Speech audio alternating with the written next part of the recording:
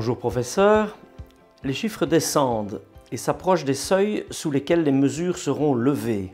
La pandémie touche à sa fin en Belgique? C'est un petit peu allé vite en besogne. On avait discuté dans une des précédentes séances du nombre de contaminations quotidiennes en Israël, par exemple. On était plus ou moins 50 cas par jour. On en est encore loin, mais clairement la courbe va dans le bon sens et on devrait y être dans les prochaines semaines, oui. À quoi attribuer ce recul? À l'avancée de la vaccination? Évidemment, c'est difficile à dire. Si on compare ce qui s'est passé l'année dernière à la même époque, où il n'y avait pas encore de vaccin, on a aussi une décroissance rapide. Donc il est probable que les mesures de confinement, des facteurs saisonniers ont pu contribuer. Et ce qui est très différent, si on retourne au bulletin de Cienzano d'il y a juste un an, c'est la répartition des âges qui était totalement différente il y a un an d'ici. Et donc on voit maintenant que la plupart des nouvelles contaminations, c'est des jeunes, des gens qui ont moins de 25 ans, alors que les nouveaux cas de contamination chez les personnes âgées sont devenus beaucoup plus rares. Donc ça, clairement, c'est l'empreinte de la vaccination, l'empreinte favorable. Donc ça, plus d'autres indices qui ont été constatés dans d'autres pays. Donc je crois qu'il y a un petit peu l'impact de la vaccination, plus des facteurs saisonniers qu'on avait observés l'année dernière déjà. Le Conseil supérieur de santé a confirmé les 2 doses à administrer, même pour les personnes qui ont déjà fait le Covid. La France est d'un autre avis. Voilà, il y a des situations dans la vie où c'est difficile évidemment d'être péremptoire, il faut faire des études pour confirmer les choses. Ce qui est très clair, c'est que l'immunité conférée par le Covid est très variable d'une personne à l'autre. Il est probable que chez certaines personnes qui ont fait un Covid très sévère, l'immunité conférée par ce Covid est telle qu'une seule dose de vaccin puisse suffire. Mais ce n'est probablement pas le cas de toutes les personnes qui ont fait le Covid. Et évaluer ça, je dirais, en routine, savoir chez qui on va faire une dose ou chez qui on va faire 2 doses est totalement impossible et irréaliste, compte tenu du fait qu'il n'y a pas de danger à administrer ces 2 doses, même si parfois les réactions sont plus importantes. Je pense que c'est une réaction de sagesse de s'en tenir à ce que les études cliniques ont montré, et c'est d'ailleurs la position que les Américains continuent à appliquer. Mais qu'en est-il pour les personnes qui développent la maladie entre les 2 doses? Quel serait le délai pour administrer la 2e dose chez les personnes convalescentes? Là aussi, il n'y a pas de changement.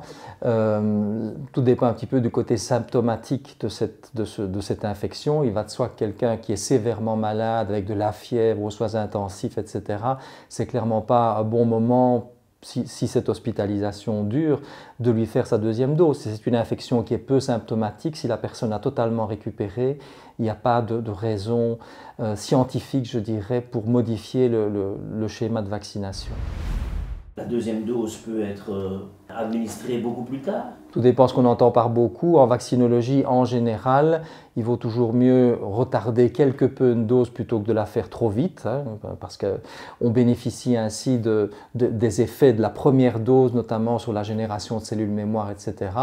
Le délai à partir duquel on commence à perdre en efficacité n'a pas encore été déterminé. Le variant indien est-il moins menaçant que prévu? Quelles sont les dernières études d'efficacité sur les vaccins face aux variants? Alors il y a une étude récente qui montre qu'on perd un petit peu en efficacité, puisque pour le Pfizer contre le variant britannique, on est à 93-95% de protection contre les formes symptomatiques, toutes formes symptomatiques confondues, et on tomberait aux alentours de 85-88% pour le variant anglais. Pour le vaccin AstraZeneca, on est un peu en dessous. Il est probable que ce vaccin soit un peu moins efficace que les vaccins ARN messagers, avec une protection de l'ordre de 80% vis-à-vis du variant anglais, qui est celui qui a circulé récemment, et on tomberait aux alentours de 65-70% pour le variant indien. Ce qu'il faut dire, c'est que c'est toutes les formes symptomatiques confondues, mais que généralement la protection conférée par rapport aux formes très sévères, par rapport à la mortalité, elle reste plus importante, notamment parce que ces vaccins, qu'il s'agisse du vaccin de Pfizer ou du vaccin AstraZeneca, mobilisent d'autres moyens que les anticorps, notamment les lymphocytes T tueurs, qui eux sont en quelque sorte moins regardants vis-à-vis des variants, des mutations, et c'est eux qui sauvent les vies dans les formes sévères. Une question très précise alors que l'été approche, avec sa pénurie de sang. Peut-on donner son sang entre les 2 doses de vaccin? Tant le vaccin Pfizer ou Moderna ou AstraZeneca, ce ne sont pas des vaccins vivants. Et donc les précautions qu'on pourrait avoir de transmettre une maladie contagieuse par le vaccin ne s'appliquent absolument pas ici. Donc il n'y a aucune contre-indication absolue de donner du sang. Les seules précautions qui ont été mises en place, compte tenu du fait que des symptômes de type état grippal, petite fièvre, qui pourraient être liés au vaccin, peuvent aussi être liés au Covid, c'est de laisser 48 heures, juste pour qu'on puisse voir un petit peu, trier exactement le sens des symptômes avant que la personne ne donne le sang. Donc 48 heures après l'administration du vaccin, et s'il n'y a aucun symptôme à ce moment-là, le don de sang est permis. La vaccination des jeunes débute au Canada et aux USA pour les 12-17. Pourquoi les vaccine-t-on ? Alors on les vaccine parce qu'évidemment ils constituent un foyer qui maintient la pandémie. Comme on l'a dit il y a quelques minutes, dans les nouveaux cas déclarés quotidiennement en Belgique, la proportion des jeunes augmente au fur et à mesure que celle évidemment des plus âgés diminue grâce au vaccin. Et si on veut donner un véritable coup d'arrêt à cette pandémie, il paraît difficile de ne pas les vacciner. Ils ne sont probablement pas plus contagieux que les adultes, mais l'intensité, la fréquence des contacts sociaux est indiscutablement plus grande chez des jeunes qui vont à l'école, qui sortent, qui vont à des concerts que chez des gens d'âge mûr. Et donc ça paraît assez difficile de ne pas les vacciner si on veut réellement mettre un coup de frein à cette épidémie. Pourquoi la position scientifique sur la vaccination des jeunes fluctue-t-elle à ce point? Les hésitations entre les pays sèment le doute. Alors évidemment, c'est compliqué parce qu'il y a plusieurs considérations à prendre en compte. La première, je viens d'en parler, c'est-à-dire le fait que d'un point de vue épidémiologique global, il paraît assez difficile de ne pas les vacciner. Maintenant, leur bénéfice individuel à être vacciné, il est beaucoup plus douteux. Dans le cas des adultes âgés, il y a à la fois un bénéfice sociétal et un bénéfice individuel qui concordent. Donc là, il n'y a vraiment pas... Dans le cas des jeunes, les Covid sévères chez les jeunes adolescents, c'est exceptionnel. Et donc forcément la balance risque-bénéfice, elle est un petit peu différente de ce qu'elle est chez quelqu'un de plus âgé.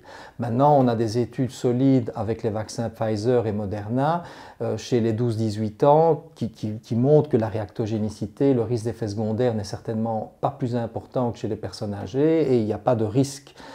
Les phénomènes de thrombose, hémostase, etc. décrits avec les vaccins adéno n'ont pas été décrits. Donc je pense que l'un dans l'autre, le bénéfice sociétal et peut-être un petit bénéfice personnel l'emportent en faveur de la vaccination.